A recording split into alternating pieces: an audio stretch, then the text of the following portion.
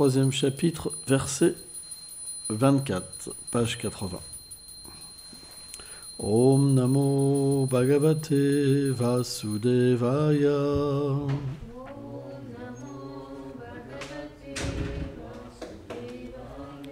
Om Namo Bhagavate Vasudevaya.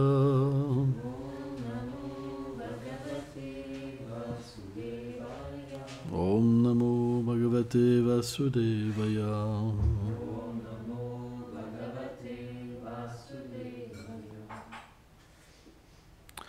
Tadasmacharam lidayam bhattedam.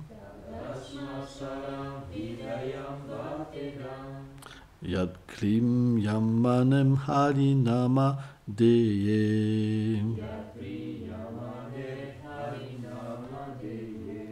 Navikliyetatam yadam vikalo.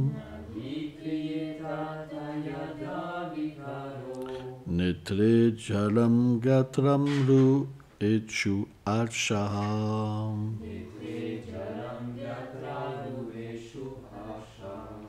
Traduction. Celui qui, après avoir chanté le saint nom du Seigneur, voit les larmes couler de ses yeux et les poils se dresser sur son corps, mais dont le cœur ne connaît aucune transformation, a un cœur aussi dur que l'acier. Nous continuons le commentaire.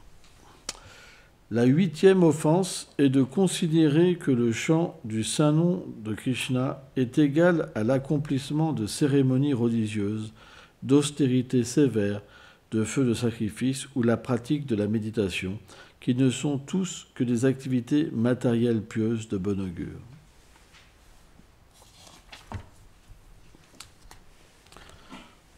Om Gyanati Milandasya Kyanam Charam Shalakayam Shakshurumilitam Jena Taisme Shigulave Namaham Namaham Vishnu Padayam Krishna Plestaya Bhutale Shrimate Bhaktivedanta Swamin Iti Namine. Donc il existe différents courants religieux et différentes voies donnent différents bénéfices. Par exemple, certaines austérités ou vœux permettent d'atteindre les planètes supérieures, ce qu'on appelle religieusement le paradis. Et pourquoi c'est considéré comme une offense de considérer que le chant des saints noms est légal à une telle pratique? C'est que le nom de Dieu et lui-même n'est pas différent. Donc quand on chante le nom du Seigneur, si on le chante avec foi et dévotion, on peut directement entrer en contact avec lui et réaliser le lien qui nous unit à lui et devenir une âme libérée, son associé personnel. C'est pourquoi c'est une question de foi et d'expérience. Mais personne n'est inqualifié ou qualifié. Par exemple, si on regarde, c'est vrai que notre pratique, elle peut paraître assez difficile dans un premier abord, parce que c'est une autre langue. Par exemple, c'est le sanskrit. Mais il faut comprendre que dans la langue, il y a un pouvoir. Par exemple, le mot Krishna, il est en sanskrit, parce qu'en fait, on appelle le Seigneur par ce nom-là. Quand on dit, par exemple, Krishna, il y a plein de douceur dans le nom. Et à force de le chanter, on va expérimenter toutes les douceurs et tout l'amour de Dieu. Alors que si on dit Dieu, c'est une forme comme impersonnelle. Par exemple, Matthieu, il a un nom. Si je l'appelle machin, on ne va pas connaître et créer une relation avec Matthieu. C'est vrai, hein, ça va plutôt l'énerver. Ou se dire, attends, je suis une personne, moi, quand même. Je suis une personne, pourquoi il m'appelle machin? J'ai une existence. Vous comprenez? J'ai une forme, j'ai des qualités, j'ai des sentiments. Il ne me reconnaît pas. Et automatiquement, on ne va pas accepter une telle relation, nous-mêmes. Eh bien, de la même manière, dans le mot Dieu, c'est comme si on disait, on appelait Dieu machin. Alors c'est un peu plus, bien sûr, onéreux, glorieux, parce qu'on reconnaît qu'il est Dieu le Tout-Puissant, mais on ne reconnaît pas qu'il a une personne. On ne veut pas établir une relation. Vous comprenez? C'est pourquoi dans la demeure du Seigneur, le Seigneur a des noms. Et ces noms, ils sont en relation avec l'amour qu'il échange avec ses dévots.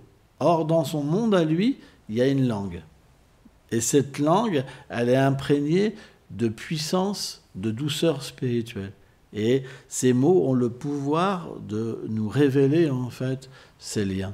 C'est pourquoi, bien que ça soit difficile, c'est pas facile, mais graduellement, c'est quelque chose qui vient. Ça prend du temps. Hein. Alors, il y en a, pour certains, qui sont plus intelligents, et que ça va aller très très vite. Il y en a d'autres qui, au bout de 10 ans, ils ont toujours des difficultés. Mais c'est pas grave. Le but, c'est de s'accrocher. En fait, les noms du Seigneur, c'est comme un bateau de miséricorde. Il faut monter dedans, et puis après, on est graduellement emporté, quoi. Il ne faut pas être découragé, etc., etc. Voilà, chacun vient avec ce qu'il est, et Krishna, il ne fait pas de différence. Hein. Moi, je sais, par exemple, je suis quelqu'un qui n'était pas très doué pour l'école, etc., etc. Mais maintenant, aujourd'hui, j'écris des livres. Donc, ça veut dire que l'intelligence, elle peut venir. Parce que Krishna, c'est la nature de son nom. Quand on chante son nom, on s'associe avec la personne la plus intelligente.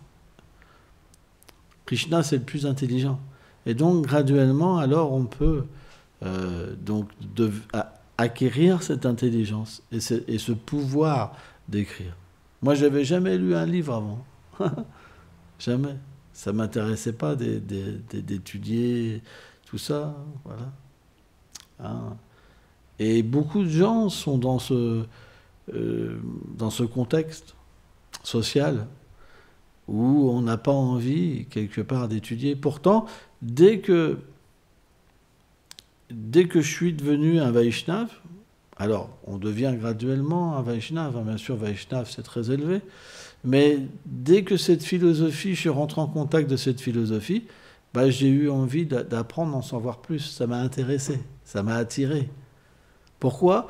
Parce que on ressent un bien-être, on ressent qu'on existe, mais pas dans quelque chose qui est mal et qui fait du mal aux êtres vivants.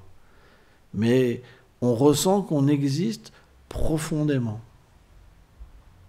Que personne n'avait pu me comprendre autant que je pouvais être compris par cette philosophie qui n'est pas différente de Krishna. Et c'est une révélation, vraiment. Quand on étudie, peu importe si on étudie beaucoup ou si on étudie peu, mais avec de la foi, alors plus on apprend sur Krishna, plus on apprend sur nous. Et c'est quelque chose de merveilleux. Et ça nous permet de sortir, quelque part, de cette mauvaise identification au corps et à la mauvaise mentalité qu'on avait développée. Et ça, c'est quelque chose qui a été pour moi extraordinaire, vraiment. Vraiment, ouais. Je me suis mis à étudier, vraiment à lire, à aimer lire. Moi qui n'avais jamais lu un livre et accroché avec quoi que ce soit. Parce que ça m'a parlé. Quand je lisais, même si je ne comprenais pas grand-chose au début, c'est pas grave. En fait, quand on chante, c'est pour ça que c'est important de chanter le Mahamantra de Krishna. C'est quand on chante, l'intelligence vient. Et cette intelligence, elle est reliée à cette connaissance. Au fur et à mesure qu'on va chanter, au fur et à mesure, on va comprendre de plus en plus cette philosophie et on va se comprendre nous-mêmes. Et je pense que moi, dans ma vie, si je peux vraiment analyser ma vie,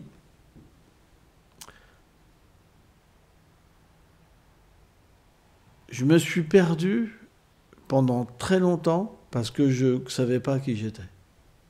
Et je cherchais par des moyens...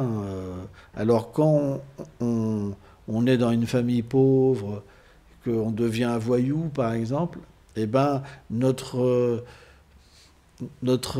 conscience va nous dire, bah, tu peux devenir quelqu'un de fort avec tes poings, par exemple. Tu as un rapport avec la force. Celui qui n'a pas de force, il va avoir un rapport avec l'intelligence. Je vais devenir quelqu'un d'érudit, par exemple, pour être reconnu, etc. Donc on cherche tous à être reconnus par les autres, mais pas à se connaître nous-mêmes. Et tous les autres cherchent à être reconnus par les autres sans se connaître. Donc on est dans un monde complètement inversé, si on regarde. Et à cause de ça, on prend des chemins qui n'ont rien à voir avec nous-mêmes et on devient malheureux finalement. Parce que tout ce qu'on fait, ça ne nous apporte pas une réalisation de qui on est. Mais à chaque fois, on s'écarte de plus en plus de notre réalité. Et c'est un échec.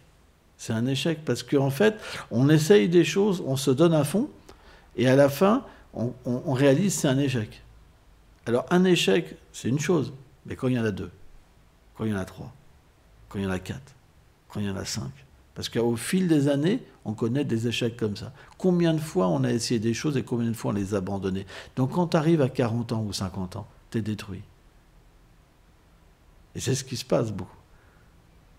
Tu as fondé une famille, tout ça, mais tu t'es trompé en fait. Tu n'es pas heureux dedans, par exemple. Ou alors tu as la femme qui te trompe, ou l'homme qui te... Mais c'est comme ça tout le temps maintenant. Rien ne repose sur rien. On n'a pas de refuge. Et c'est ça le monde matériel. Le monde matériel, c'est que tout évolue tout le temps. Tout est temporaire. Mais on ne peut pas être heureux dans un monde comme ça. On ne peut pas se connaître. C'est pour ça que Krishna donne cette connaissance. C'est pour ça qu'il vient, pour nous permettre de nous connaître. Une fois qu'on se connaît, on est en paix. Personne n'a un ascendant sur nous. Personne n'a le pouvoir de nous faire du mal, de nous renverser, de nous contrôler. Ça, c'est possible que quand on ne se connaît pas. On peut adhérer à quelque chose dans l'ignorance tant qu'on ne se connaît pas. Mais quand on se connaît, on adhère qu'à la vérité. Et la vérité, c'est Krishna. Krishna, ça veut dire la vérité absolue. Krishna, la vérité absolue. C'est pourquoi, même si c'est difficile, parce que dans un premier abord, il y a une langue différente, il y a des codes différents, mais dès le début, ça nous apporte une satisfaction. Regardez, on danse tout le temps, on festoie. Mais tout le monde veut danser et festoyer. Mais personne n'a le temps dans le monde matériel. Personne n'a vraiment le temps. Mais nous, c'est naturel. Il n'y a pas besoin de prendre de drogue pour être heureux. Il n'y a pas besoin de boire pour être heureux. Il n'y a pas besoin de faire des méchancetés pour être heureux. Vous comprenez ? On va vers notre vérité qui est belle. Et c'est ça qu'il faut percevoir et développer. C'est très important. Et le chant des saints noms, c'est le moyen pour aller vers notre vérité. Et l'étude, c'est pour nourrir, en fait, ce chant. Et le service qu'on fait, c'est pour plaire au Seigneur, pour purifier tous nos actes passés et avoir le cœur pur. C'est pour ça le service, c'est quelque chose qui est très important.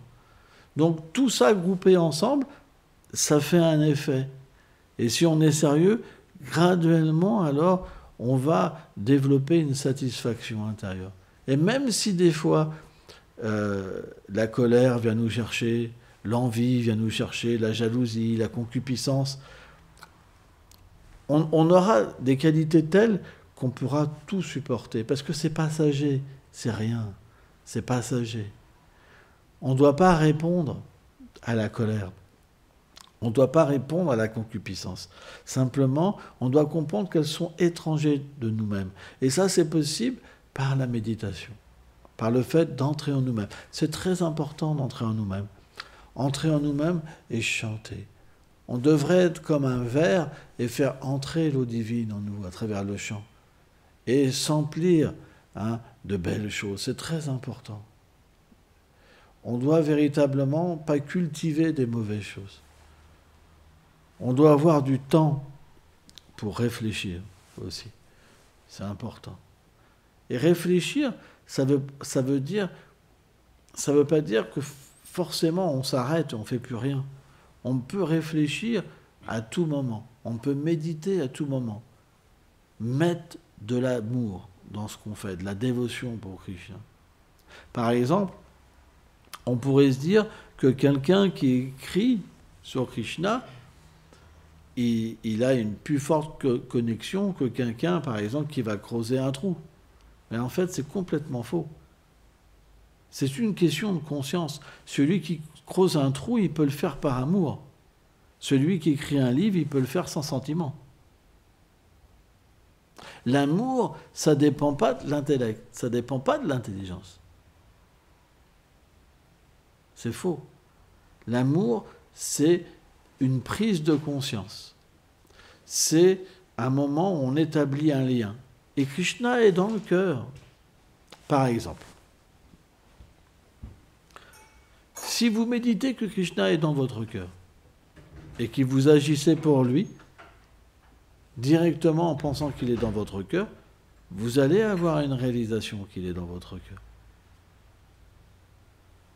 Pourquoi on ne ressent pas Krishna? C'est parce qu'on agit toujours en pensant qu'on est seul dans ce corps. Mais en fait, non, on n'est pas seul. Et voilà, ça va Bhutana. Krishna a dit, je suis dans ce corps avec l'âme. Je suis celui qui accompagne l'âme, qui l'observe, qui lui donne le fruit de ses actes. Mais je suis aussi l'ami véritable, l'ami éternel. C'est pourquoi, essayez dans votre journée d'établir un lien. Et vous verrez que vous allez ressentir une félicité. Vous allez avoir une réalisation que Krishna est dans votre cœur. Et si vous faites ça 24 heures sur 24, alors Krishna ne part plus. Vous êtes avec Krishna. Alors on pourrait se dire, mais pourquoi on va des fois avoir cette réalisation que Krishna est dans notre cœur? Et pourquoi des fois on oublie? C'est l'énergie matérielle. L'énergie matérielle est très puissante. Elle est extrêmement puissante. Devi, Isha, Guna, Mayi, Mama, Yadra. Elle est très puissante, l'énergie matérielle. Et elle nous recouvre. Mais cette énergie matérielle, pourquoi elle nous recouvre? C'est parce qu'on n'a pas encore vraiment le désir d'être avec Krishna. Donc, si on prie Krishna, alors cette énergie matérielle, elle va graduellement nous conditionner d'une manière favorable pour qu'on puisse devenir un dévot. Vous savez, on est tous des âmes spirituelles. Alors c'est vrai que chaque âme a une forme particulière et une relation particulière avec le Seigneur suprême. Mais en ce moment, nous, on se retrouve à parler des gloires du Seigneur, alors que d'autres, ils vont par exemple boire de l'alcool en ce moment. Au même moment, bon, il est un peu tôt le matin, mais il y en a déjà à 9h du matin. Je me rappelle, on avait engagé des maçons. Dès 8h du matin, ils étaient au Ricard. Eh ouais, hein. Dès 8h du matin, ils étaient au Ricard. Donc, tu vis pas vieux quand c'est comme ça. 8h du matin, Ricard, le soir, au bout de 10 ans, t'as plus de neurones dans la tête. Hein. Mais c'est une réalité. Donc, en fait, c'est juste parce qu'on a reçu une miséricorde particulière. Mais tout le monde peut la recevoir. Mais cette miséricorde, elle vient chercher les gens selon leur nature, selon leurs actes passés.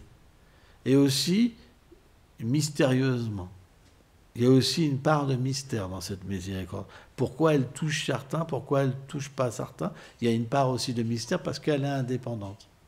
Par exemple, Vishwanath Chakravarti Thakur, qui est un grand saint, il a expliqué que la dévotion, elle peut toucher le cœur de quelqu'un de très dégradé même. Très dégradé. Alors que quelqu'un qui pourrait être même religieux et bon, il n'est pas forcément touché par la dévotion. C'est un mystère. Parce que cette dévotion, elle est l'énergie en fait du Seigneur suprême. Et elle touche les êtres par miséricorde aussi. C'est pourquoi certains ont pratiqué dans les vies passées et certains reçoivent aussi une certaine miséricorde pour commencer. Hein. Donc, le point, c'est que personne n'est exclu. Personne. Et la miséricorde, tôt ou tard, elle touchera les êtres vivants. Alors bien sûr, pour qu'elle touche les êtres vivants, on a besoin de bien la représenter. C'est important. Par exemple, si vous vous comportez mal, qu'est-ce que quelqu'un va dire? Il pratique la dévotion, mais il se comporte mal. Donc ce n'est pas une bonne chose, cette pratique. Parce que je vois que cette personne, elle n'a pas d'amour, elle n'a pas de compassion, elle n'a pas de tolérance, elle n'a pas d'humilité. Les gens vont juger la voie par rapport à ce que vous êtes. Parce que vous êtes le fruit de la voie. C'est pourquoi, par exemple, ceux qui pratiquent le vaishnavisme avec une conception sectaire et qui sont des mauvais représentants, ils font beaucoup de mal. Beaucoup de mal parce que les gens, qu'est-ce qu'ils vont dire? Moi, je ne veux pas être comme eux. Vous comprenez? Donc c'est pourquoi on a une grande responsabilité. On parlait hier avec Mathieu, on a un motoclub qui s'appelle Ahimsa Non-Violence. Les couleurs, c'est pas facile à porter, il y a marqué non-violence. La moindre chose que vous ferez de mal, les gens vous jugeront. Donc c'est pas facile. Mais en même temps, c'est un moyen pour progresser. Parce que les gens vont vous voir d'une certaine manière et vous allez devoir vous comporter d'une certaine manière. Par exemple, quelqu'un va approcher Mathieu, il dit « Ah, t'es non-violent ?»« Oh oui !» Alors que toute sa jeunesse, il a été un voyou, par exemple. Il est obligé de changer. Il est obligé. Il est obligé de représenter des valeurs. Vous comprenez? Donc c'est un véritable moyen pour changer. Moi, je sais, par exemple, quand je suis devenu... que je suis rentré donc, dans la dévotion, au début, j'avais un habit... j'étais différent de ce qu'il y avait à l'intérieur qu'à l'extérieur. Mais parce qu'il y avait l'habit, ça me faisait identifier à quelqu'un de bon. C'est puissant, mais c'est vrai. L'habit, même s'il ne fait pas le moine, il contribue. Dans le sens que quand on a un habit, les gens nous perçoivent d'une certaine manière et on devient d'une certaine manière, quand même. Moi, je sais, quand j'étais un voyou, que j'étais habillé d'une certaine manière, les gens me détestaient, ça me faisait augmenter ma haine. Alors, bien sûr, à notre époque, c'est pas facile, parce que les gens n'aiment pas les religieux aussi. C'est pas si simple que ça. C'est pas si simple. Surtout en France, l'État français a beaucoup prêché contre les sectes, etc. Alors nous, on est reconnus par l'État français, mais les gens, ils ne savent pas. Si vous êtes habillé en religieux dehors, ils vous disent « Ah tiens, il est dans une secte ». Vous comprenez? Vous n'allez pas sortir le papier reconnu par l'État français. Vous comprenez? Non, mais les gens ne savent pas. Donc c'est pas facile. C'est pas facile. C'est que dans le quartier, il y en a plein qui pensent qu'on est des gens mauvais. Mais il y en a aussi qui savent. Alors le temps que ça se clarifie tout, ça peut prendre 100 ans ou 200 ans, c'est long. Comprenez? Donc voilà, on est aussi mis dans des situations qui ne sont pas faciles. Et c'est avec le temps et les erreurs. Il y aura des erreurs qu'on va avoir une bonne attitude face à l'environnement, face aux réactions de l'environnement. C'est pour ça qu'on a besoin de personnes qui ont eu de l'expérience pour aussi le transmettre. C'est très important. On a besoin d'accompagner les gens. C'est très important parce que sans ça, tout seul, des fois, c'est trop difficile. C'est vrai. C'est pour ça que la famille, c'est aussi de prendre soin des uns et des autres. C'est important. On doit ressentir cet amour, on doit ressentir cet accompagnement. C'est important. Et de la même manière, on doit après le faire pour les autres. Hein.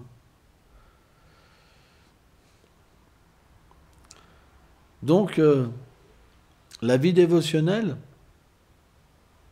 c'est quelque chose que tout le monde vit différemment. Parce que tout le monde vient avec des impressions aussi différentes de cette vie, quoi. Il y en a qui ont beaucoup souffert, il y en a qui ont été très violents, il y en a qui ont été racistes. Il y a plein de sortes de personnes qui viennent. Moi, je me rappelle, quand j'habitais dans une autre institution, les gens partaient en camion vendre des livres, et tu avais un ancien néo-nazi avec un juif, par exemple. Des fois, ça pétait. Et donc, du coup, les anciennes mentalités pouvaient revenir, quoi. C'est pas facile. Hein. On est parfois confronté à des difficultés qui sont extrêmes. Mais pourtant, on doit changer. On doit évoluer. Cette situation, elle n'est pas mise pour rien. C'est pour nous faire abandonner notre conception matérielle de voir un ami ou un ennemi. Vous comprenez? Et je me rappelle, c'était difficile. Hein. C'est des tests, des fois, qui sont tellement difficiles que les gens pleurent. Les gens pleurent. Voilà. La guerre extérieure, la guerre à l'extérieur, c'est extrêmement difficile, mais la guerre à l'intérieur, pour changer, c'est même encore plus dur. Parce que changer, c'est tellement difficile. C'est tellement difficile. C'est pourquoi la guerre la plus difficile, c'est de devenir pur. C'est tellement difficile. Et c'est pourquoi il y a peu de candidats. Hein. Attention, c'est pas évident. Mais en même temps, il y a tellement de félicité à vouloir changer. Tellement de félicité. C'est pourquoi c'est la plus belle bataille. Moi, je sais, j'ai rencontré tellement de difficultés dues à ma vie passée pour changer, mais ça a été vraiment difficile. Je me rappelle, des fois, je me roulais par terre, hein, je criais, hein, je pleurais. Hein, c'était tellement dur. Hein.